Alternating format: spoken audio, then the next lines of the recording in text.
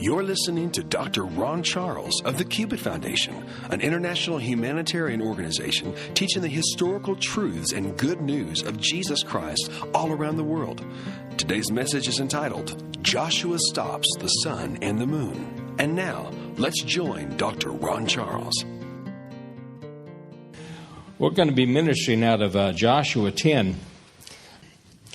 A very familiar story that probably you've heard about, but perhaps not heard many sermons about. And we'll look at it tonight from not only the biblical point of view, but also what history has to say.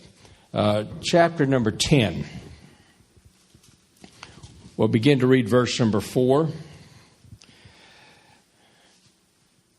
Come up unto me and help me, that we may smite Gibeon. For it hath made peace with Joshua and with the children of Israel. Therefore the 5 kings of the Amorites, the king of Jerusalem, the king of Hebron, and the king of Jarmuth, and the king of Lachish, and the king of Eglon gathered themselves together and went up, and they and all their hosts, and encamped before Gibeon, and made war against it. I'll jump down to verse number 8. And the Lord said unto Joshua, Fear them not, for I have delivered them into thine hand. There shall not a man of them stand before thee. And Joshua therefore came unto them suddenly, and went up from Gilgal all night. In other words, he marched about 25 miles in the night with his army. And the Lord discomfited or terrified them before Israel, and slew them with a great slaughter at Gibeon, and chased them along the way that goeth up to Beth-horon, and smote them in Ascot, and into Makkedah. And it came to pass, as they fled from before Israel, and were in the going down to Beth-horon, that the Lord cast down great stones from heaven, or hailstones, upon them unto Azekah, and they died. There were more which died from hailstones than they whom the children of Israel slew with the sword. Then spake Joshua to the Lord in the day when the Lord delivered up the Amorites before the children of Israel. And he said in the sight of Israel, Sun, stand thou still upon Gibeon, and thou moon in the valley of Ajalon.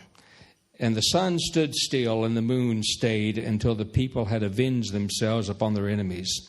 Is not this written in the book of Jasher?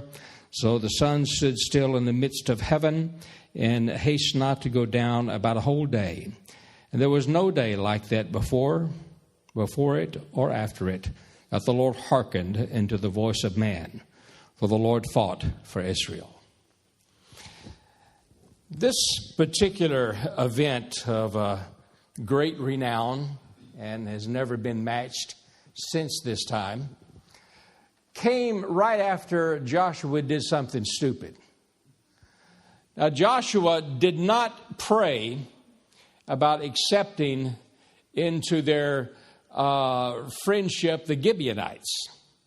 Okay, the Gibeonites, they put on some old clothes and got together some old bread and crusted bread, and says, we're from a long ways away. And so we would like for you to make friends with us. We'd like to make a peace treaty with you. So if anyone attacks us, then you'll be there to help us, help protect us. And we're a long ways away anyway. That probably will never happen. Well, they were right next door. They're about 30 miles away, Gibeon from Gilgal, where Joshua was. Well, Joshua did not pray about this. He didn't seek the Lord. He looked at the situation. He looked at the circumstances, and those sounded logical. And so, using logic, Joshua said, okay, we'll do that. Well, once he found out that he'd been tricked, he says, you're going to be cutting our wood for us and mending our fences and pulling and drawing water and all that. But the fact still remains, he had now made a commitment to the Gibeonites. Many of us in the Christian world, we make decisions sometimes that we're sorry about. And a lot of times those decisions are because we didn't seek the Lord first. And if we would have sought the Lord first, then likely he would have said no. But it sounded logical. Now, Joshua learned that. Even though it was the wrong decision, even though it was a decision he did not seek God for, and all logic says this is the way to go, ultimately it was not the way to go. But Joshua honored his word he gave to these people. And so when the 5 kings in that particular area says, okay, we're going to punish Gibeon for doing this. And they invaded, they are bound together with an army. We don't know what, the Word of God doesn't tell us how big their army was, the combined cities or combined forces. The Egyptian history does. We have a very good account, a very accurate account of this particular event in Egyptian history. And Egyptian history says that the combined forces are about 300,000 men or 300,000 soldiers of these 5 kings or 5 cities in their territories together.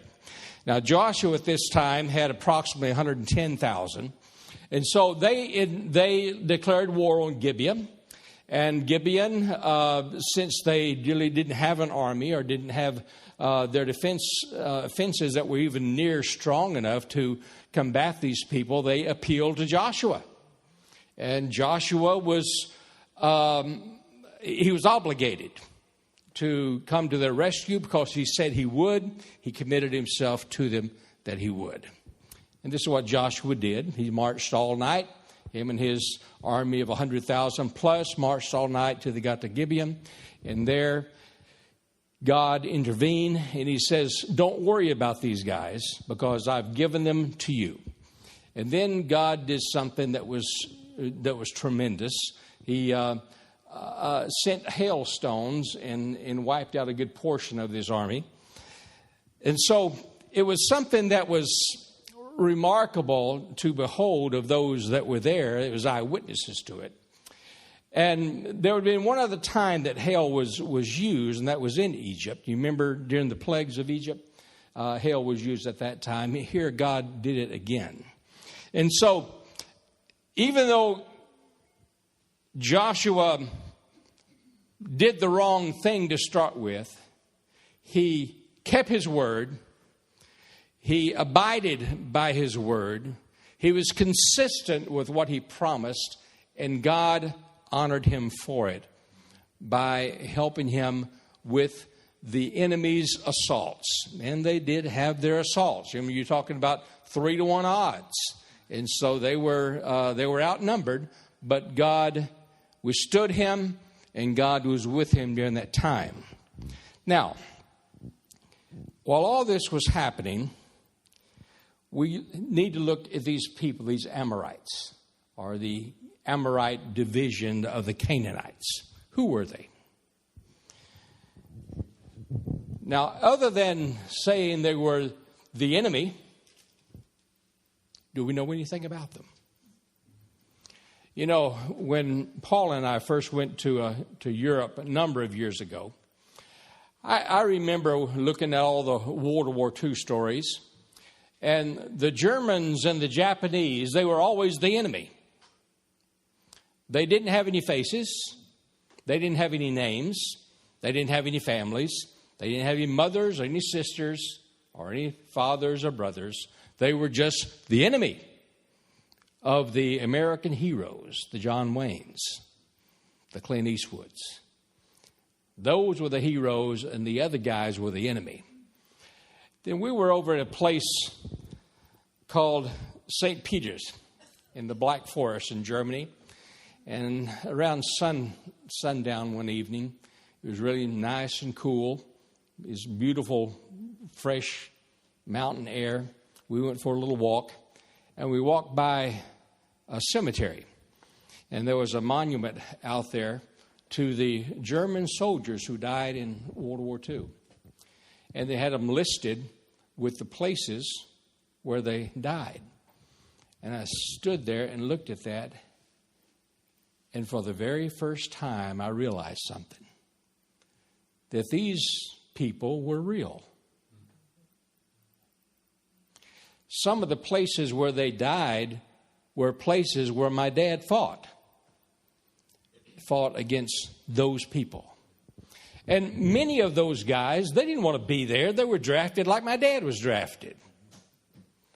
Like some of you who served in the military. Perhaps you joined to get drafted. Sometime you were drafted. Most of the army of Germany was drafted into that army. They had mothers who prayed for them. Most of Germans were Lutherans or Catholics. They were praying mothers. They had fathers who worried about them. They had brothers, they had sisters. They had friends that saw them off as they went off to war, just like our people did. Hollywood has made them out to be the enemy, but in reality, they were real people. The Amorites of the Canaanites, they were real people. Yes, they were the enemy of the Israelis. They're the enemy of Joshua, enemy of the children of Israel. But they were real people. Now, what were they like and who were they like? First of all, they were very industrious. They had chariots, iron chariots, bronze chariots. The Israelis did not. They also had, some of them had iron swords. Israel had copper swords and bronze swords. They were using, for the very first time, they were using metal arrowheads on their arrows. They had the metal spears. Israel had metal spears, but Israel did not have metal arrowheads. They had stone. And so these Canaanites, these Amorites, were very well advanced as far as metallurgy was concerned, as far as battle tactics were concerned. But these Amorites were very much dependent upon their religious beliefs for their daily life and for their military tactics. And the reason for this was two reasons. One, they trusted in their gods. Number two, their gods had never let them down. Now, the gods consisted of Tia, or Tai, which was the moon goddess, and Ammon, which was the sun god. Gibeon of the Amorites was the headquarters, or was the leader of the worship of the sun. Okay? Now, the Alajan was the leader of the worship of the moon. Now, what they did is that all of their battles that they ever fought from the beginning until they were finally wiped out by Joshua and David and the rest of those guys, what they did, their battle season, their warring season was October. And preferably, they declared war on October the 15th. Because on October the 15th, that was the day that historically, for that part of the world and for that part of the latitude, as far as Earth's latitude is concerned, October the 15th was the day that you had 12 hours of light and 12 hours of darkness. It was right down the middle. They would come together in a very high mountain called Athathoth. A very high mountain. There was a little village up there. And on that high mountain on October the 15th of each year, they would give sacrifices to Ammon and to Tai. Sacrifices to the moon goddess and to the sun god. And it was there that different types of sacrifices were made. Human sacrifices, animal sacrifices, fruit sacrifices, whatever the case was. But it was here that they would receive their inspiration and they would receive their so-called instructions. And this is what they felt like they would do. That the sun god would use all of his power to help them defeat their enemies. What was the sun's power? Heat, drought, dry wind, whatever the case would be, that exposure to hot would be. And if you want to know a little bit of history about that, a little bit of education about it, call someone in Texas. Okay? They've had it. And then they would also seek the moon goddess, Ty. And she would use all of her influence to be successful. And the soldiers of Ty would be called, they call them the Terrors of Ty, or the Terrors of the Night. And because the war or the battles went on around the clock, the daytime and nighttime. And that how the theory would go and how the thinking would go is that you began your battles in the daytime. And then if the battle continued to the nighttime, then the sun would give all of its energy to the moon so that she could continue conducting the battle at nighttime. And then she would use all of her fury, clouds, darkness, and all things that go along with that. For the last 700 years, had been very successful. And they were so successful that even a powerhouse like Egypt did not try to attack the Amorites. A powerhouse like early Babylon under Ur did not try to conquer the Amorites. And so when it became known in the area that this ragtag army of Joshua was actually attacking the Amorites, the whole world just shook its head. How stupid. I mean, this Joshua, he must be a real nutcase. But come to find out, he knew what he was doing because his God knew what he was doing.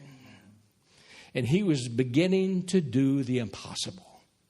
The destruction of Jericho, destruction of Ai.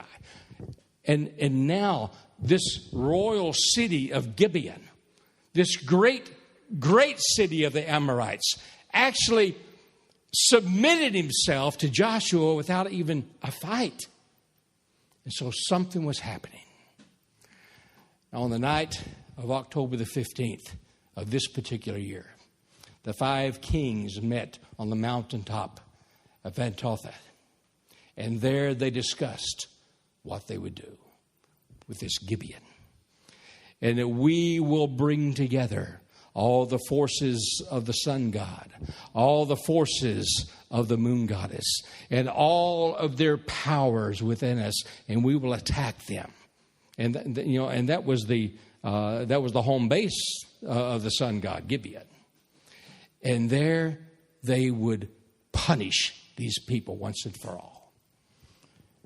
But then Joshua, through the inspiration of God and through the power of God, marched his army, a forced march for 25 miles in the dead of night, arrived in Gibeon and defeated these 5 kings that were attacking Gibeon.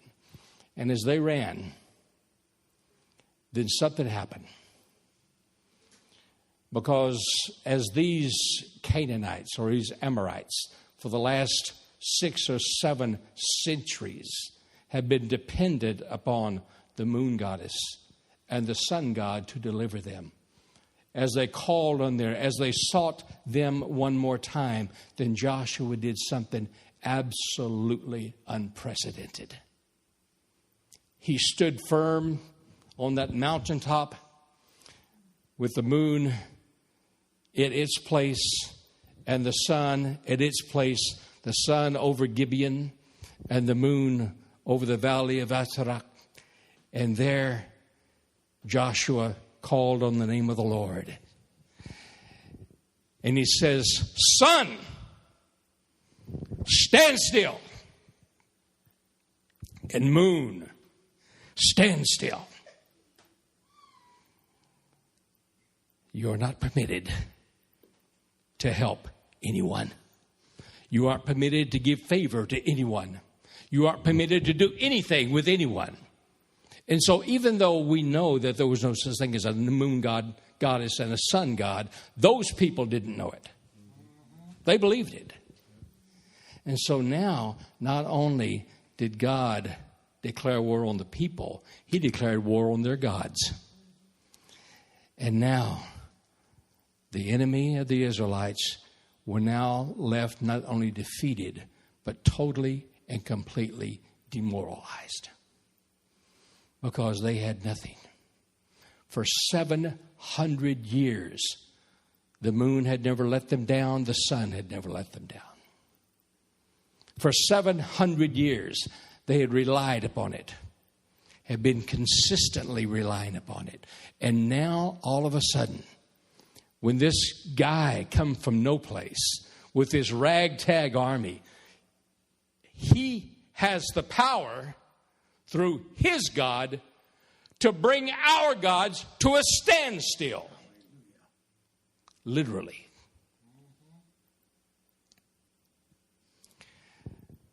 There comes a time when we have to go after the God itself and not just the weapons of the God. There comes a time when we have to stand and bind the forces of the enemy itself. Bind Satan itself. Okay? Not just the weapon, not just the sickness, not just the financial problems, not just the discouragement, not just the nervous condition, but the actual author of those things. That it's time to stand against the evil God himself and say, no, enough is enough. In our lives, God, time and time again, defeats the weapons of our enemy that's thrown against us. The weapons that your enemy has used against you: discouragement, confusion, any number of things, financial problems, marriage problems, whatever. And he's tried and he hit you with it time and time again. That it's just like in the case of Joshua, those weapons were neutralized. And sometimes they were neutralized very vividly, like so vivid as like hailstones coming out of the sky. They were totally destroyed. And in the case of Joshua, God went out of his way to show him and the children of Israel that were there that there is no enemy that I cannot conquer. There is no demon god that I cannot overcome. There is nothing in your life that affects you. There's nothing in your life that comes against you that I cannot and I will not countermand and destroy out of your life, if you will allow me to. Now look what happened with Joshua. This universe of ours is created perfectly. Is that right? Perfectly. We have the rotation of the earth, and revolving of the earth around the sun. The sun revolves around its galaxy, and the galaxy around the quasars, and all this type of thing. Everything is working in absolute meticulous precision. Not only do we have the solar system, but we have that very same thing with everything that's here, with this carpet, with the piece of wood, with the ceiling. Everything that is made out of atoms, and those atoms have protons, electrons, neutrons going around, and each one of those has a separate distance between it. That's what makes everything unique. Out of every atom, out of every electron in every atom, no two of them have the same distance between them. Okay? And everything works in absolute perfect precision, in complete precision, with perfection, with the rest of the universe. Now, if God is going to change one thing, he has to change all things in order for it to maintain its same perfection. And so the moment that Joshua made his voice heard to the sun and to the moon, and God honored that, then not only did the rotation of the sun and the moon have to stop and hold its place for a while. But everything else, from the furthest extension to the universe, down to the individual atoms that make up our bodies and everything around us, had to also stop. So that when it was restarted, it would be in absolute precision, perfection again. Why did God do that? To show that he had power over those gods of evil. Because he wanted Joshua to know that I love you so much that I will do this for you and for these people. And so in our lives today, there is not a single one of us that's loved any less than Joshua was loved. Jesus Christ gave his life for Joshua and for me and for you, for Adam, all the way to the end of the world. Okay?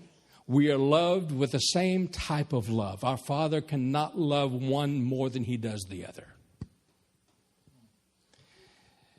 And he is willing to do everything in his power to show us that.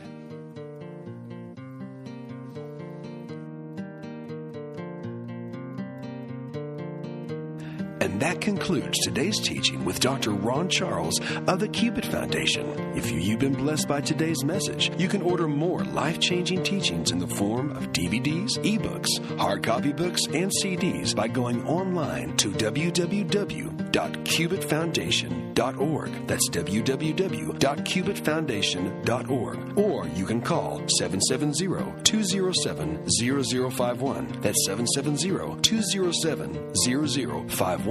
If you would like to become a supporting pillar of the Cupid Foundation, you can mail your tax-deductible contribution to P.O. Box 1316, Monroe, Georgia 30655. That's P.O. Box 1316, Monroe, Georgia 30655. Thank you for listening to Dr. Ron Charles of the Cupid Foundation, and may God bless you.